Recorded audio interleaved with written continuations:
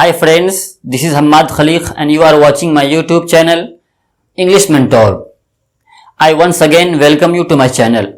दोस्तों, आज की इस वीडियो में हम बात करेंगे पार्ट्स ऑफ ए सेंटेंस के बारे में कि सेंटेंस के पार्ट्स क्या क्या हैं और वो कौन कौन से हैं। दोस्तों, एक वीडियो में मैंने आपको बताया था सेंटेंस की डेफिनेशन कि sentence is a group of words that makes a complete sense. इस डेफिनेशन के अंदर दो कंडीशंस थी। एक ये थी कि सेंटेंस के अंदर कम से कम दो वर्ड्स होंगे और दूसरी कंडीशन ये है कि उसका पूरा पूरा मतलब होगा जिससे सुनने वालों को पूरी बात समझ में आ जाए। दोस्तों, सेंटेंस अगर छोटा हो तो वो कम से कम कितने वर्ड्स का होगा? उसमें कम से कम दो वर्ड्स होंगे। दो वर्ड्स से छोटा कोई सेंटेंस होता ही नहीं है। दोस्तों, मैंने एक एग्जाम्पल भी आपको समझाया था कि गो ये इंपेरेटिव मोड में अगर होगा तो इसका मतलब क्या होगा? जाओ। ये एक सेंटेंस है। गो ये एक सेंटेंस है और इंपेरेटिव सेंटेंस अगर एक वर्ड का हो तो उसको सेंटेंस ही कहा जाता है। तो यहां पर तो एक ही वर्ड्स है। तो मैंने आपको बताया था कि इस सेंटेंस में या इंपेरेटिव सेंटेंस में यू अंडरस्टूड होता है। यू वहां पर छुपा हुआ होता है, उसको लिखा नहीं जाता शब्दों में इंपेरेटिव सेंटेंस के अंदर। तो गो के अंदर भी दो वर्ड्स हुए। तो कहने का मतलब यह है कि सेंटेंस अगर छोटा होगा तो कम से कम उसके अंदर दो वर्ड्स होंगे। अच्छा, अगर बड़ा होगा तो उसमें कितने वर्ड्स होंगे? उसमें कई सारे वर्ड्स हो सकते हैं। सेंटेंस एक लाइन का भी हो सकता है, एक पैराग्राफ का भी हो सकता है, एक पेज, दो पेज, तीन पेज का भी एक सेंटेंस बन सकता है। तो दोस्तों, सेंटेंस को हम कई पार्ट्स में डिवाइड करते हैं। उन सब पार्ट्स में डिवाइड करने से पहले सबसे पहले हम डिस्कस करेंगे इस वीडियो में सेंटेंस के मेन पार्ट्स के बारे में। जब हम सेंटेंस का मेन पार्ट्स जान लेंगे कि सेंटेंस जो चाहे छोटा हो या जितना भी बड़ा हो, तो सबसे पहले हम सेंटेंस को दो पार्ट्स में डिवाइड करते हैं। दोस्तों, तो वो दो पार्ट्स क्या हैं, आइए हम जानते हैं। सबसे पहला है सब्जेक्ट और दूसरा पार्ट है प्रेडिकेट। सबसे पहले हम किसी भी सेंटेंस को दो पार्ट्स में डिवाइड करते हैं। एक को बोलते हैं सब्जेक्ट और दूसरा होता है प्रेडिकेट। आइए दोस्तों, अब हम सब्जेक्ट और प्रेडिकेट का डेफिनेशन जानते हैं, उसके बाद उसको एग्जांपल से हम समझते हैं। दोस्तों, सब्जेक्ट को हम इंग्लिश में इस तरह डिफाइन करते हैं कि the part that names the person और thing we are speaking about is called the subject. इसका मतलब हिंदी में यह हुआ कि सब्जेक्ट उस व्यक्ति या उस वस्तु को बोलते हैं, यानी उस पर्सन या उस थिंग को बोलते हैं जिसके बारे में सेंटेंस में बात की जाए। या फिर हम ये देखेंगे कि सेंटेंस के अंदर अगर कोई एक्शन है, कोई काम पाया जा रहा है, तो उस काम के करने वाले को यानी डूअर को हम सब्जेक्ट बोलेंगे। काम मैंने इसलिए कहा क्योंकि हर सेंटेंस के अंदर एक्शन या काम नहीं पाया जाता। किसी सेंटेंस के अंदर सब्जेक्ट की अवस्था या सब्जेक्ट के स्टेट के बारे में भी बात की जाती है। तो इसलिए मैंने कहा कि सेंटेंस के अगर कोई एक्शन है, कोई काम है, तो उस काम के करने वाले को हम सब्जेक्ट बोलते हैं। या फिर हम इस तरह डिफाइन करेंगे कि सब्जेक्ट वो होता है जिसके बारे में सेंटेंस में बात की जाए। पहले हम उसके बाद प्रेडिकेट को समझते हैं, फिर एग्जांपल से हम समझेंगे कि सब्जेक्ट क्या होता है। प्रेडिकेट यानी the part which tells something about the subject is called the predicate. यानी वह पार्ट जो सब्जेक्ट के बारे में बताए उसको हम प्रेडिकेट बोलते हैं। किसी सेंटेंस के अंदर हम सबसे पहले सब्जेक्ट को निकाल लेंगे। अगर हम सब्जेक्ट को पहचान चुके हैं तो उसको हम पहले निकाल लेंगे, ठीक। उसके बाद हम देखेंगे कि उस सब्जेक्ट के बारे में बताने वाले कौन कौन से वर्ड्स हैं। उन सभी वर्ड्स को हम प्रेडिकेट बोलेंगे। आइए दोस्तों, अब एग्जाम्पल से हम समझते हैं कि सब्जेक्ट और प्रेडिकेट क्या होते हैं। दोस्तों, यहां मैंने एग्जाम्पल को दो बॉक्स में डिवाइड किया है। इस तरफ है सब्जेक्ट और इधर है प्रेडिकेट। तो एग्जाम्पल को इससे आप समझ ही गए होंगे कि ये पार्ट सब्जेक्ट कहलाता है और वो पार्ट प्रेडिकेट कहलाता है।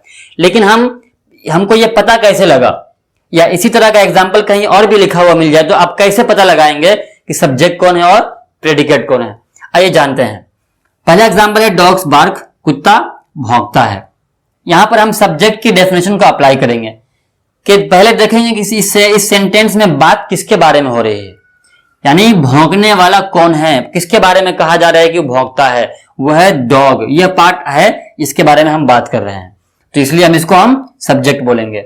अच्छा, इस सब्जेक्ट के बारे में बताने वाला कौन है, कौन सा पार्ट बता रहा है कि ये सब्जेक्ट है, ये काम को करने वाला है, वो बार्क बता रहा है।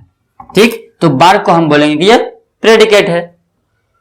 अगला एग्जांपल है द सन गिव्स लाइट, सूरज रोशनी देता है।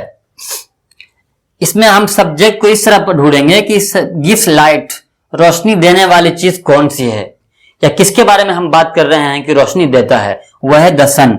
तो द सन ये सब्जेक्ट हुआ। अच्छा, द सन के बारे में कौन से वर्ड्स ने बताया, गिव्स लाइट ने बताया है द सन के बारे में। ठीक, तो गिव्स लाइट को हम ये प्रेडिकेट बोलेंगे। आमतौर पर ऐसा होता है कि सब्जेक्ट को निकाल देने के बाद जो भी पार्ट्स बचते हैं वो सब के सब प्रेडिकेट कहलाते हैं। ठीक, अगला एग्जांपल लिखते हैं, ये द चाइल्ड इज डेड, बच्चा मर चुका है, बच्चा मरा हुआ है। ठीक है, इसके बाद इसमें जो है मरा हुआ है किसके बारे में कहा जा रहा है, बच्चे के बारे में। तो द चाइल्ड ये सब्जेक्ट कहलाएगा क्योंकि इसी के बारे में बात हो रही है। अगला एग्जांपल है my father gave me A watch, मेरे पिता ने, मेरे वालिद ने मुझे एक घड़ी दी। इसमें जो है देने वाला कौन है, देना एक एक्शन है, तो इस देने वाले काम को करने वाला कौन है, वो है माय फादर। ठीक, या फिर इस सेंटेंस में किसके बारे में कहा जा रहा है कि मुझे घड़ी दी, वो पिता के बारे में, माय फादर के बारे में, तो माय फादर को भी हम सब्जेक्ट बोलेंगे। लास्ट एग्जांपल है the time to go to the school has arrived. ठीक, स्कूल जाने का समय आ चुका है। तो इस सेंटेंस के अंदर जो है हैज अराइव्ड आ चुका है, आने वाली चीज कौन सी है, किसके बारे में कहा जा रहा है कि वो आ चुका है, वो है the time to go to the school के बारे में। ठीक, और the time to go to the school के बारे में जो बताएगा उसी को हम प्रेडिकेट बोलेंगे। तो हैज अराइव्ड ये भी प्रेडिकेट कहलाएगा। यहां भी जो है गैव मी ए वॉच ये प्रेडिकेट था क्योंकि गैव मी ए वॉच ने, इन सब शब्दों ने मिलकर के बताया माय फादर के बारे में। तो माय फादर तो सब्जेक्ट कहलाएगा, लेकिन माय फादर के बारे में बताने वाले शब्दों को हम प्रेडिकेट बोलेंगे। तो ये देखा आपने कि ये सब्जेक्ट है और ये प्रेडिकेट है। ये सब्जेक्ट इसलिए है कि ये सब पार्ट जो है इसके बारे में बता रहा है, तो ये सब्जेक्ट हुआ, और इसके बारे में ये बताने वाला हुआ, तो इसको हम प्रेडिकेट बोलेंगे। तो ये था सब्जेक्ट और प्रेडिकेट। इसमें दो तीन चीजें जानने की है, वो ये है कि यहां पर आप देख सकते हैं कि सब्जेक्ट जो है इधर एक वर्ड का है, उसके बाद जो भी अगला एग्जांपल है उसमें एक से ज्यादा वर्ड्स आए हैं। प्रेडिकेट में भी आप देख सकते हैं कि पहला वाला एग्जांपल यानी बाग जो है उसमें एक ही वर्ड है, बाकी सभी एग्जांपल्स में एक से ज्यादा वर्ड्स आए हैं। तो इससे यह बात समझ में आती है कि सब्जेक्ट या प्रेडिकेट वो एक वर्ड का भी हो सकता है और एक से ज्यादा वर्ड का भी हो सकता है। ठीक, और दूसरी चीज ये जानने की है कि सब्जेक्ट या प्रेडिकेट अगर एक एक वर्ड का हो तो सब्जेक्ट में जरूरी है कि वो सब्जेक्ट वो मेन पार्ट हो सब्जेक्ट का। ठीक है, यानी कि डॉग्स है, अगर हम यहां पर डॉग्स को हटा देते हैं, इसकी जगह पर हम अगर लगाते हैं ब्लैक, तो ये ब्लैक अगर हम एक वर्ड का सब्जेक्ट बनाएंगे तो ब्लैक को हम सब्जेक्ट नहीं बना सकते क्योंकि ये मेन पार्ट नहीं है ये सब्जेक्ट का। सब्जेक्ट के लिए वो ये जरूरी है कि वो या तो पर्सन हो या थिंग हो। इसी तरह प्रेडिकेट अगर एक वर्ड का है तो जरूरी है कि वो एक वर्ड वो वर्ब हो, जैसे यहां पर है बार्क, बिना वर्ब का प्रेडिकेट बन ही नहीं सकता है। तो अगर एक ही वर्ड का प्रेडिकेट हो तो वो एक वर्ड वर्ब होना चाहिए, वर्ब के अलावा कोई दूसरा नहीं होना चाहिए। ठीक, तो ये था सब्जेक्ट और प्रेडिकेट। ये है सेंटेंस का मेन पार्ट। सेंटेंस बड़ा हो या फिर छोटा, कोई भी सेंटेंस हो उसके अंदर ये दो पार्ट्स का होना जरूरी है, मेन पार्ट है ये सेंटेंस का, सब्जेक्ट और प्रेडिकेट। सब्जेक्ट अगर एक वर्ड का हो या प्रेडिकेट अगर एक वर्ड का हो तो उसको हम कैटेगराइज करने की जरूरत नहीं है। ठीक है, वो मेन सब्जेक्ट होगा, मेन पार्ट होगा, और प्रेडिकेट अगर एक वर्ड का है तो वो फिर वो मेन या वो फिर वो वर्ब होगा। ठीक है, लेकिन अगर सब्जेक्ट या प्रेडिकेट अगर एक से ज्यादा शब्दों का है, एक से ज्यादा वर्ड्स का है, तो फिर उसको हम अलग अलग कैटेगरीज में बांटते हैं। तो आइए आप जानते हैं कि सब्जेक्ट के क्या क्या पार्ट्स होते हैं और प्रेडिकेट्स के क्या पार्ट्स होते हैं। दोस्तों, सब्जेक्ट या प्रेडिकेट अगर एक एक वर्ड का हो तो उसको अब और डिवाइड करने की जरूरत नहीं है क्योंकि वो ऑलरेडी सिंगल है। लेकिन सब्जेक्ट अगर एक से ज्यादा शब्दों का हो तो उसको हम दो पार्ट्स में डिवाइड करते हैं। एक होगा सब्जेक्ट वर्ड या हेड वर्ड और दूसरा होगा एट्रीब्यूट या क्वालिफायर। दोनों में से कोई भी आप बोल सकते हैं, सब्जेक्ट वर्ड बोलिए या हेड वर्ड, एट्रीब्यूट कहेंगे या क्वालिफायर, दोनों में से कोई, इसका दो नाम है। दोस्तों सब्जेक्ट वर्ड क्या होता है? सब्जेक्ट के अंदर एक से ज्यादा शब्द होते हैं, उन सभी शब्दों में से जो सबसे इंपॉर्टेंट वर्ड होगा उस इंपॉर्टेंट वर्ड को हम सब्जेक्ट वर्ड बोलेंगे। जैसे यहां पर एग्जांपल मैंने लिखा न्यू कार इज एक्सपेंसिव, इसमें सब्जेक्ट कौन है? New car. ये दोनों शब्दों को जोड़कर एक सब्जेक्ट बना, लेकिन इन दोनों शब्दों में से सब्जेक्ट वर्ड कौन है वो कैसे हम पता लगाएंगे? न्यू कार में से जो इंपॉर्टेंट वर्ड होगा वही सब्जेक्ट वर्ड कहलाएगा। न्यू और कार, इन दोनों में से कार ज्यादा इंपॉर्टेंट है, क्योंकि न्यू को हटा देने के बाद कार इज एक्सपेंसिव ये बन सकता है, एक सेंटेंस ये हो सकता है, इसलिए न्यू ज्यादा इंपॉर्टेंट नहीं है, car is more important than the word new, इसलिए हम कार को सब्जेक्ट वर्ड बोलेंगे। ठीक है। और एट्रीब्यूट या क्वालिफायर इसको बोलते हैं कि in complete subject the subject word is qualified by an adjective और adjective equivalent, that is called attribute और क्वालिफायर। यानी कंप्लीट सब्जेक्ट के अंदर इसको हम कंप्लीट सब्जेक्ट बोलते हैं। समझने के लिए यहां पर हम लिख लेते हैं कंप्लीट सब्जेक्ट। जब इस सब्जेक्ट को हम दो पार्ट में डिवाइड करेंगे तो इसको कंप्लीट सब्जेक्ट बोलेंगे ताकि समझने में आसानी हो। तो एट्रीब्यूट या क्वालिफायर इसको बोलते हैं कि कंप्लीट सब्जेक्ट के अंदर एट्रीब्यूट या क्वालिफायर वो सब्जेक्ट वर्ड को क्वालिफाई करेगा, उसकी विशेषता को बताएगा। ठीक, इसी को हम एट्रीब्यूट या क्वालिफायर बोलते हैं। और एक बात और याद ध्यान रखने की है कि एट्रीब्यूट या क्वालिफायर वो हमेशा एडजेक्टिव होगा या एडजेक्टिव इक्विवेलेंट होगा। एडजेक्टिव इक्विवेलेंट का मतलब यह होगा कि वो एडजेक्टिव की तरह फंक्शन करेगा, उसकी तरह काम करेगा। क्या काम है एडजेक्टिव का? कि वो नाउन या प्रोनाउन की विशेषता को बताता है, उसको डिस्क्राइब करता है। ठीक है, तो इसीलिए सब्जेक्ट वर्ड भी हमेशा नाउन या प्रोनाउन ही होता है। सब्जेक्ट वर्ड नाउन या प्रोनाउन के अलावा दूसरा कोई भी पार्ट्स ऑफ स्पीच बन ही नहीं सकता है। ठीक है, तो ये एडजेक्टिव इस नाउन या प्रोनाउन को डिस्क्राइब करेगा। ठीक है, क्योंकि एट्रीब्यूट वो हमेशा एडजेक्टिव होगा या एडजेक्टिव इक्विवेलेंट, और सब्जेक्ट वर्ड वो हमेशा नाउन होगा या प्रोनाउन होगा। आइए अब इसको एग्जांपल से हम समझते हैं कि सब्जेक्ट में कितने पार्ट्स हैं और वो कौन कौन से हैं। पहला एग्जांपल है न्यू कार इज एक्सपेंसिव। ये तो आपने समझ लिया कि न्यू ये एट्रीब्यूट है और कार ये सब्जेक्ट वर्ड है। न्यू ये कार को, न्यू जो का जो वर्ड है वो कार को डिस्क्राइब कर रहा है। ठीक है, तो कार हो गया सब्जेक्ट वर्ड और न्यू हो गया एट्रीब्यूट। और इज एक्सपेंसिव से लेकर के यहां तक वो क्या है? प्रेडिकेट है। दूसरा एग्जांपल है a man in great difficulties came to me for help. एक आदमी इन ग्रेट डिफिकल्टीज जो बहुत ज्यादा परेशानियों में था, केम टू मी मेरे पास आया, फॉर हेल्प सहायता के लिए। एक आदमी जो बहुत परेशानियों में था आया मेरे पास सहायता के लिए। दोस्तों इस सेंटेंस के अंदर सब्जेक्ट है a man in great difficulties, यहां तक एक सब्जेक्ट हुआ। ठीक है, ये कैसे हमको पता लगा? क्योंकि इसी के बारे में सेंटेंस में बात हो रही है। ठीक है, आया मेरे पास सहायता के लिए, तो कौन आया मेरे पास सहायता के लिए? वो आदमी आया जो परेशानियों में था, इसलिए ए मैन से लेकर के डिफिकल्टीज तक ये एक सब्जेक्ट हुआ। तो इसमें एक से ज्यादा शब्द हैं, तो अब इन सब्जेक्ट को हम अलग अलग पार्ट्स में डिवाइड करेंगे, या तो इसमें कोई सब्जेक्ट वर्ड होगा या कोई एट्रीब्यूट होगा। दोस्तों इसमें से इंपॉर्टेंट वर्ड कौन है? मैन इंपॉर्टेंट वर्ड है। ठीक है, तो इसको हम सब्जेक्ट वर्ड बोलेंगे। उसके बाद ए और इन ग्रेट डिफिकल्टीज, ये ए और इन ग्रेट डिफिकल्टीज को हम एट्रीब्यूट या क्वालिफायर बोलेंगे, क्योंकि ये मैन को डिस्क्राइब कर रहा है।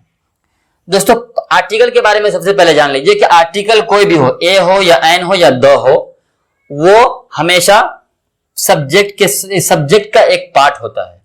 ठीक है, तो उसको हम सब्जेक्ट से अलग नहीं कर सकते हैं, तो इसको भी हम सब्जेक्ट, इसको भी क्वालिफायर हम मान सकते हैं। ए या कोई भी आर्टिकल उसको हम क्वालिफायर ही बोलेंगे या एट्रीब्यूट बोलेंगे।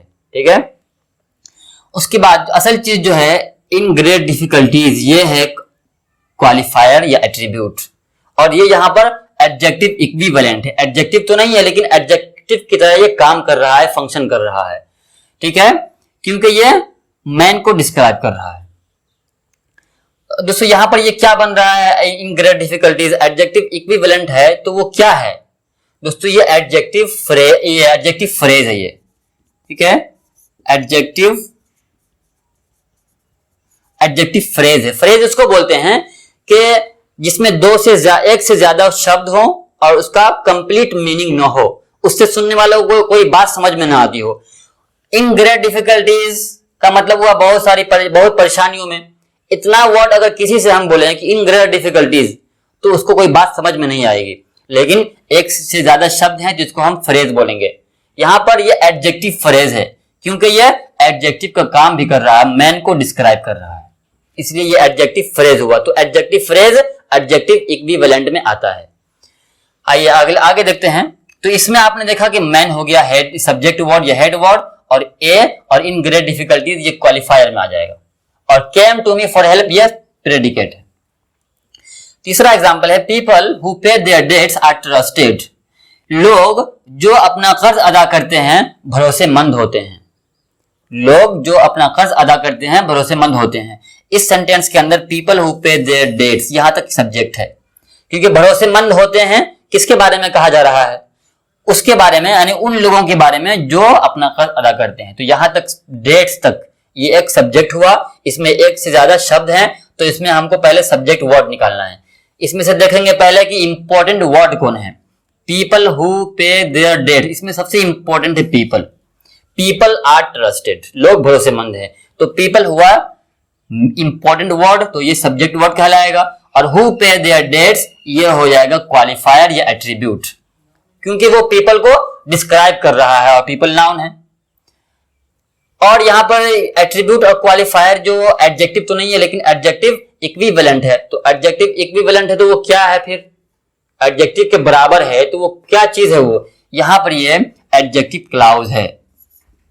एडजेक्टिव क्लाउज बन करके ये एडजेक्टिव इक्विवेलेंट का ये काम कर रहा है। क्लाउज का मतलब ये होता है कि जिसका अपना खुद का एक सब्जेक्ट हो और एक प्रेडिकेट हो, लेकिन वो किसी दूसरे पार्ट पर डिपेंड करता हो। जैसे यहां पर देख लीजिए हु पे देयर डेट्स, इसमें हु ये सब्जेक्ट है और पे देयर डेट्स ये प्रेडिकेट है। तो सब्जेक्ट और प्रेडिकेट जब हुआ तो इसको हम क्लाउज बोलेंगे, ठीक है। इसको सेंटेंस हम इसलिए नहीं बोलेंगे क्योंकि ये पीपल पर डिपेंड करता है। ये पीपल अगर नहीं होगा तो यहां पर हु पे देयर डेट्स का कुछ मतलब नहीं है, ठीक है। इसलिए सब्जेक्ट और प्रेडिकेट होते हुए ये दूसरे पार्ट पर डिपेंड करता है। तो इसलिए यहां पर ये एट्रीब्यूट या क्वालिफायर क्या बनकर के आया है, एडजेक्टिव क्लाउज बनकर के आया है। एडजेक्टिव तो इसलिए होगा कि ये पीपल को डिस्क्राइब कर रहा है, और क्लाउज इसलिए होगा क्योंकि इसमें सब्जेक्ट है और इसका प्रेडिकेट है। आगे देखते हैं, चौथा एग्जांपल है my father bot a new car. मेरे पिता ने, मेरे वालिद ने खरीदा एक नई कार। इसमें माय फादर सब्जेक्ट, क्योंकि खरीदने वाले कौन है, माय फादर, ये सब्जेक्ट हुआ, और बॉट ए न्यू कार ये प्रेडिकेट है। अब माय फादर ये सब्जेक्ट है तो इसके अंदर एक से ज्यादा शब्द हैं। अब इसमें से हमको सबसे पहले सब्जेक्ट वर्ड निकालना है। तो देखेंगे कि दोनों में इंपॉर्टेंट कौन है, माय इंपॉर्टेंट है या फादर इंपॉर्टेंट है। यहां पर फादर ज्यादा इंपॉर्टेंट है, तो फादर हो जाएगा सब्जेक्ट वर्ड, और माय को हम बोलेंगे कि ये क्वालिफायर है। तो यहां पर एडजेक्टिव तो नहीं है लेकिन एडजेक्टिव की तरह काम कर रहा है, एडजेक्टिव इक्विवेलेंट है। तो यहां पर क्या बन रहा है, ये यहां पर ये पॉजेसिव एडजेक्टिव है।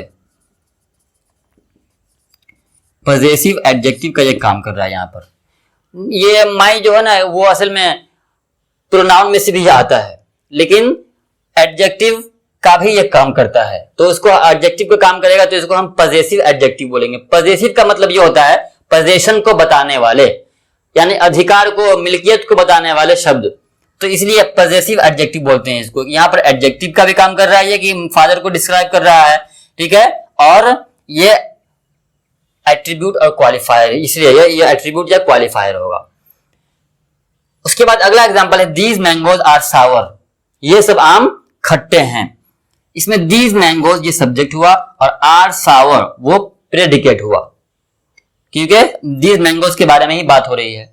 तो दीज मैंगोज दोनों में से इंपॉर्टेंट वर्ड कौन है, मैंगोज ज्यादा इंपॉर्टेंट है, तो ये सब्जेक्ट वर्ड बन जाएगा, और दीज ये बन जाएगा एट्रीब्यूट या क्वालिफायर। क्यों, क्या ये एडजेक्टिव है या एडजेक्टिव इक्विवेलेंट है? ये एडजेक्टिव इक्विवेलेंट है। इसको बोलते हैं डेमोस्ट्रेटिव एडजेक्टिव।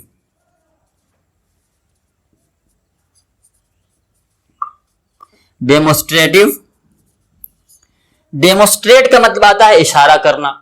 ये दिस, ये दीज या दोज, दिस या दैट, ये प्रोनाउन भी बनता है। तो इन दोनों में हम कैसे फर्क करेंगे कि कब ये एडजेक्टिव होगा, कब ये प्रोनाउन होगा। दो एग्जांपल से मैं आपको समझाता हूं। यहां पर मैंने लिखा दिस इज ए बुक, और दूसरा एग्जांपल मैंने लिखा this book is mine. This या दीज, दैट या दोज, ये प्रोनाउन भी होगा और एडजेक्टिव, दोनों एडजेक्टिव भी ये बनता है। आइए देखते हैं कब ये प्रोनाउन होगा। दोस्तों अगर दिस या दैट, दीज या दोज के अगर फौरन बाद अगर कोई नाउन आ जाएगा तो ये इसको हम एडजेक्टिव बोलेंगे। दिस या दैट को ये एडजेक्टिव का काम करेगा। अगर इसके बाद दिस या दैट के बाद कोई नाउन नहीं है तो वो फिर प्रोनाउन का काम करेगा। जैसे यहां पर देख लीजिए this is a book, this के बाद क्या है, इज ये नाउन नहीं है, ठीक है, तो ये दिस क्या बन जाएगा, डेमोस्ट्रेटिव प्रोनाउन बन जाएगा ये। दूसरा एग्जांपल है दिस बुक, इसमें दिस के फौरन बाद क्या आया है, बुक आया है। बुक क्या है, नाउन है, ठीक है, तो दिस को हम डेमोस्ट्रेटिव एडजेक्टिव बोलेंगे। उसी तरह यहां भी है कि दिस के फौरन बाद मैंगोज आया, देखो दिस का ही प्लूरल है दीज, ठीक है, तो दीज मैंगोज, दिस के फौरन बाद ये मैंगो आया है जो कि नाउन है, तो दिस को हम एडजेक्टिव बोलेंगे। कौन सा एडजेक्टिव, डेमोस्ट्रेटिव एडजेक्टिव, यानी ऐसा एडजेक्टिव जो इशारा करने के लिए आता हो। अगला एग्जांपल है, तो इसमें देखा आपने कि दीज ये होगा एट्रीब्यूट या क्वालिफायर बोलेंगे और मैंगोज को हम सब्जेक्ट वर्ड बोलेंगे। छठा एग्जांपल है Hari's father is an engineer, Hari के पिता इंजीनियर हैं। इसमें सब्जेक्ट है हरीज फादर, क्योंकि इंजीनियर हैं, किसके बारे में बात कर रहे हैं हम कि इंजीनियर हैं, हरी के पिता, ठीक है, तो हरीज फादर ये सब्जेक्ट होगा। इसमें आप सब्जेक्ट वर्ड कौन सा है, इंपॉर्टेंट वर्ड है फादर।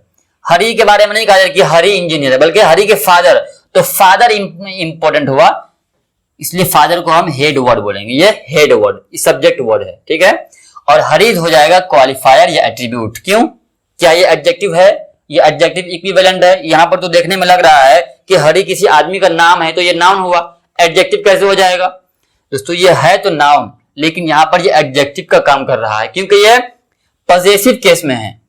पजेसिव केस का मतलब ये होता है कि वो किसी के पोजेशन को बताएगा, अधिकार को बताएगा। यहां पर जो है अपोस्ट्रोफी और एस के साथ इसको पजेसिव केस में बनाया गया है। नाउन हो तो है, लेकिन अब ये एडजेक्टिव का काम कर रहा है। क्यों, क्योंकि फादर को वो डिस्क्राइब कर रहा है, तो ये एडजेक्टिव हुआ पजेसिव। नाउन इन, इसको हम नाउन इन पजेसिव केस बोल सकते हैं, नाउन इन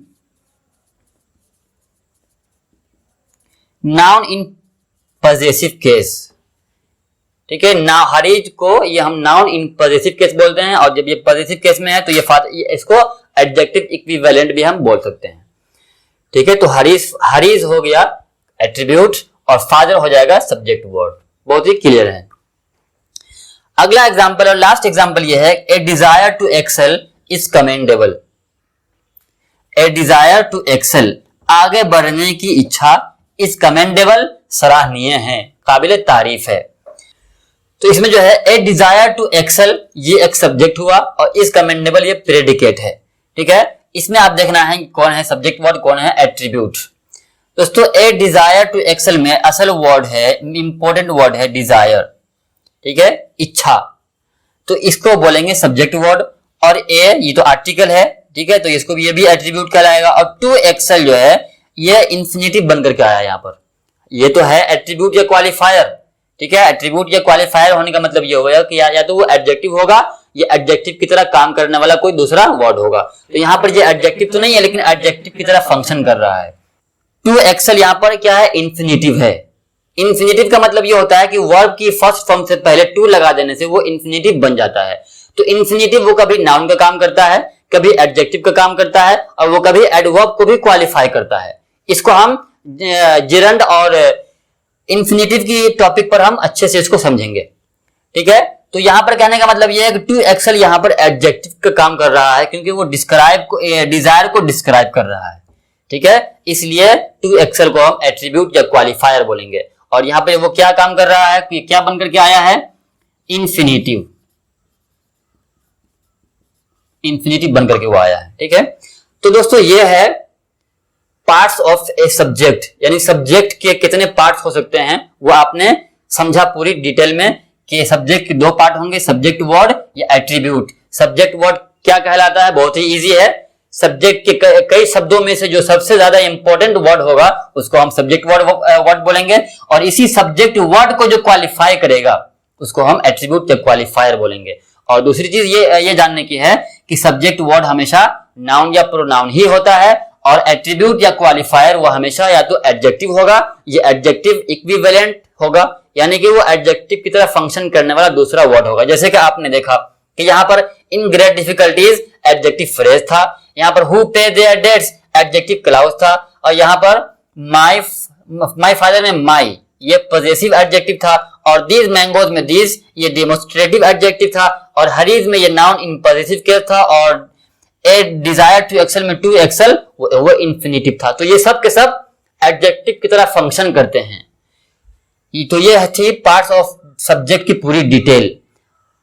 दोस्तों आज की इस वीडियो को हम यहीं पर खत्म करते हैं, उसके बाद पार्ट 2 में हम जानेंगे पार्ट्स ऑफ ए प्रीडिकेट पूरी डिटेल में।